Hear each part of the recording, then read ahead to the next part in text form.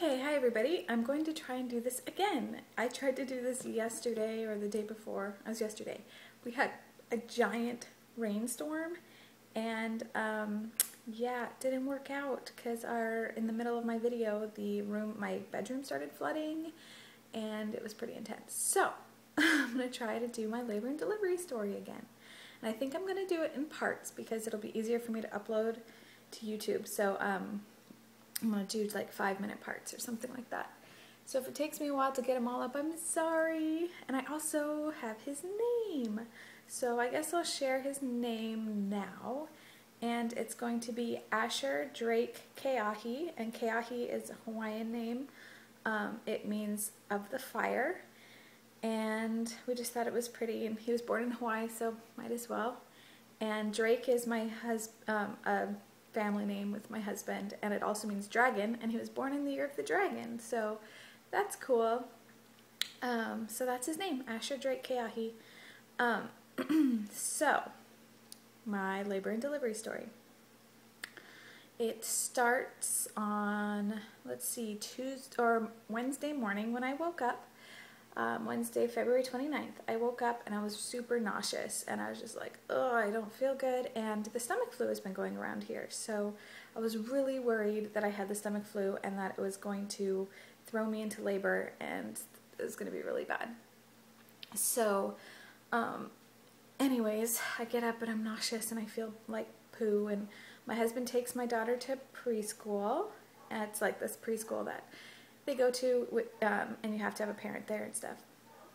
So they went, and I was working, and then I had to go to an NST that I had scheduled that morning with my midwife. And so I went to the NST at 9, and she did a pretty hardcore check on me. I guess maybe she stripped my membranes, or at least like was trying, and I was at like a 3 stretchy to 4. And so she was like, okay, well, you're progressing a little, and then we did the NST, and the baby looked fine, but then I started getting really nauseous, and I was kind of dehydrated because they had tested my pee, and they're like, you're not drinking enough, and I was like, I just got here at 9 in the morning, I haven't drank all night. So they made me drink like a whole bunch, and then I started getting really, really nauseous again, and I also started getting a couple like really, really minor contractions. And so I was super nauseous, and I threw up while I was there. So it was kind of insane. So the midwife thought, okay, maybe you have stomach flu and this isn't really labor. So she was like, well, just go home and rest, because they had actually just had the stomach flu at their house, and everyone's getting the stomach flu. So she thought it was the stomach flu, and it was giving me contractions, and it was going to just peter out. So I went home, I went to my mom's house, and my husband still had my daughter, and I went to my mom's house to just take a nap and to rest. And then I was getting contractions, and so I started timing them just to be like sure that they weren't labor. And it was like coming every 5 minutes. So I was like, maybe this actually is labor. So I just rested and sat there and drank some tea, and because I couldn't stomach anything else. And finally at around 1:30, we decided that it was getting kind of intense. The contractions were getting a little stronger, a little more intense, and so we decided to go to the birthing center. And so I called my husband. He had just left for work, and he had just arrived actually at work, and I called him and I was like, you need to come back. We're going to the birthing center. So he, and my daughter had been dropped off to me and my mom by then.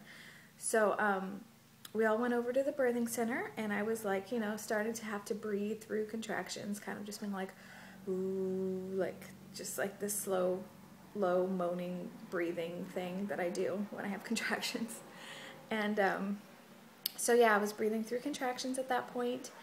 And so let's see, we get to the birthing center, and I go in, and my contractions kind of spaced apart a little bit further because, well, they had come down to about 3 to 4 minutes apart, and then they spaced apart again to like 5 minutes apart. And I think it was the car ride, and I was just like excited. So we get there, and basically I just labored for hours. And the midwife came in and she checked me, and I was just laying on my side in the bed, and she checked me and she's like, you're still kind of at a 4.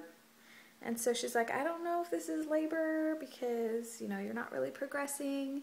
And I was like really, really bummed when I got there. I was like, no. She's like, it's been quite a few hours. You should have progressed if this was labor. And I was like, oh, come on. So, so yeah, that's where I was until about 6 o'clock.